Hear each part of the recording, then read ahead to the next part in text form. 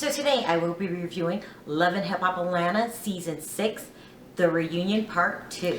So when I do my reviews, it's very important to me that I'm 100% honest.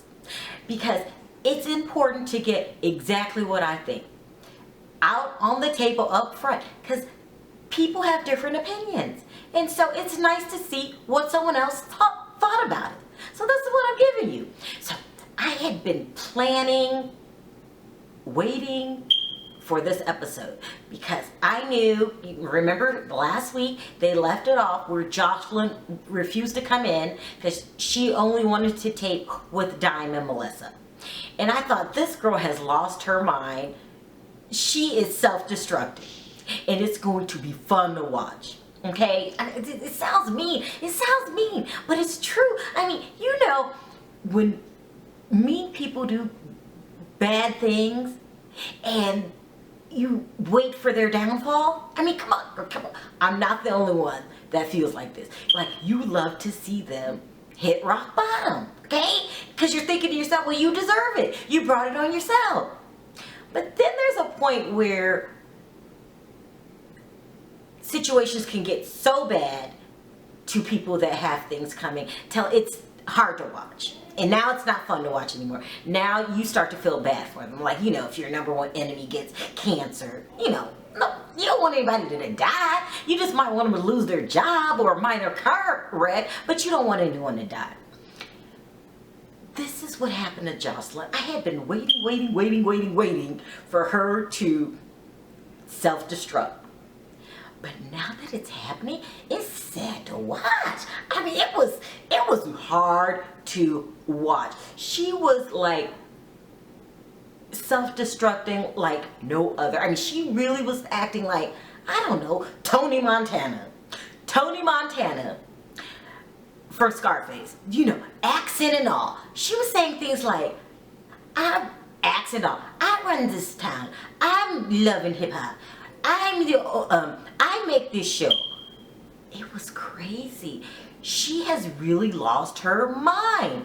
Now, I don't know if it's substance abuse or ego, you know, because sometimes, you know, the ego can make you act like your ass on drugs. You know what I mean? Your ego can really put people on a power trip, okay? I mean, it's sad. So I don't know what's going on with her, but it wasn't good to watch. It was really sad because she has a daughter, okay? And so she refused to go in the building. Still, you know, they picked up where they left off last week. Stevie went out to talk to her and she was like, I told them who I'm gonna film with. They don't tell me, I tell them. You know, and I said Diamond and Melissa only. I'm not getting on the stage with everyone else. And they talk about they're going to hold my check. Suck my dick. This is what she said. I'm not making this up. They can suck my dick. I do what I want to do. You know, I'm done with this. I'm about making movies. I'm done with love and hip hop. Oh my God. When I say she was acting like Tony Montana, I'm not joking. You know, remember how he said he ran Miami and all? She was acting like Tony Montana, and I just can't. It was getting hard to watch. I was like, oh my God, this is beyond entertaining. This woman needs some help. Okay, she needs some help. I don't know what's going on, drugs or ego, but one or the two or both. It could, you know, it could be both. But it was sad to watch. I mean, she had just really shot herself in the foot. She just got rid of her job. Now, I doubt if she has convinced herself that she is moving on to making movies. Now, I don't wish her bad, but there's no way in hell Joseline's going to be the next movie star. This is what? No, that's just not going to happen.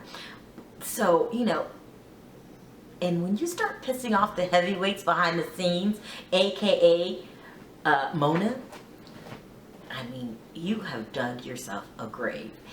And so this put the show in, and then she got in the car and drove off, cussing, telling everybody, you know, how she doesn't need the show anymore. Or she should have been like, I done made it. You know, I'm too good for this now. That's how she was acting. It was really hard to watch. And Stevie just walked away. Because, you know, it's at this point, it's nothing anybody can do. It's just hard to see a person self-destruct like that with a baby.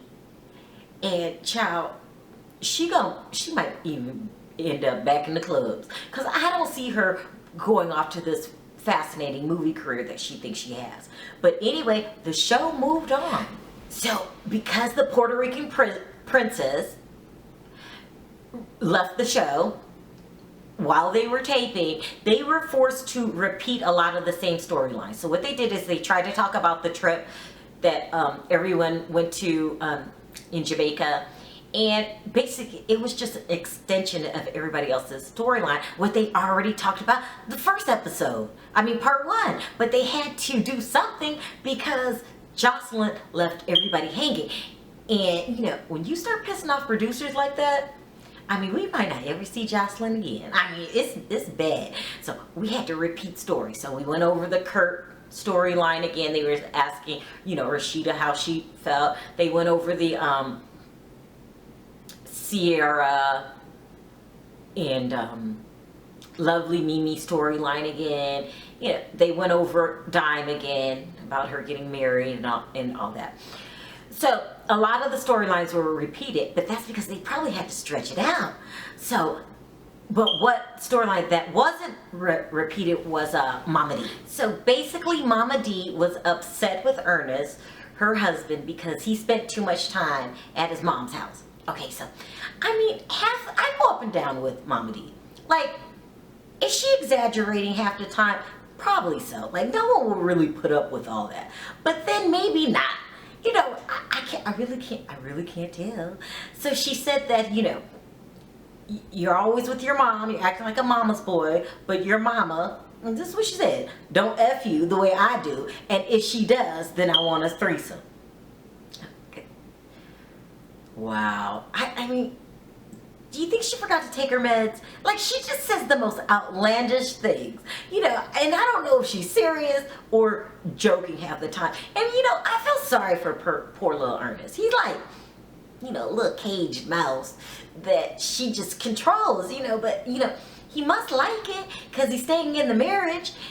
So, you know, maybe it's not like that when the cameras aren't rolling. You know, she can't really be that damn impossible and then still keep a husband. I mean, I don't know. I go back and forth because, you know, she did send the boy to jail. So maybe maybe Ernest is just one of those people that just, you know, loves to punish himself. So he just, you know, sticks around. But it looks like that marriage is going to last because he keeps hanging around, laughing, being around her like, you know, he acts upset, but he's not. We'll definitely see him next season. And Lovely Mimi and Karlie Redd went at it again. You know, so remember part 1, Lovely Mimi was the only one that tried to start a fight this season in the reunion. And so they picked up where they left off because, you know, they had to bring her back on stage because, you know, Joseline just left everyone hanging. So what were they going to do? So they had to bring her back out. And they just continue arguing again about why Lovely Mimi really doesn't like Karlie Redd. And Karlie Redd is acting like she doesn't have a problem with her. And both of them don't know what's really going on, but they keep fighting. It's insane. KK responded on social media, and these two are going back and forth. They're arguing on social media. So at this point, KK and Tommy's relationship is in a horrible, horrible place. And you could tell Stevie felt bad about it because he was like, how do we get to this? So, you know, there was no resolution there. And it was kind of sad to watch because Tommy was really crying. And, you know, she's just really going through it. So I hope that works out next season.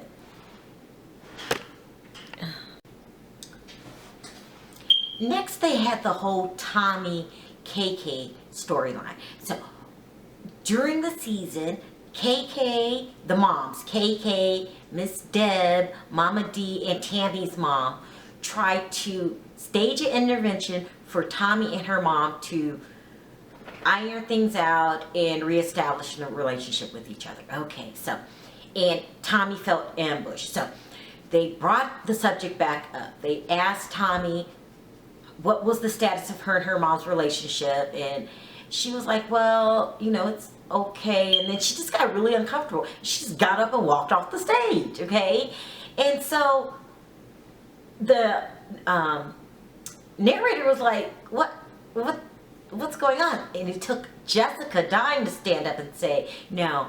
She said her mother, that's a very touchy relationship. She said her mother put her in juvenile hall when she was a teenager, and she's been in and out of jail ever since, and she still holds those feelings inside. And Jessica said it happened to her, and so she understands where Tommy was coming from. So when Tommy heard that from the back, she came out, because I think what Jessica did was convey the way that Tommy was feeling, but Tommy didn't know how to put it in words without cutting up, screaming, clowning, acting a fool, or yelling. So Jessica Dime really touched on what really had happened. And so Tommy started crying, talking about it again. She said, I love my mom, but you know, our relationship goes up and down. It was really crazy. So then they had KK come on.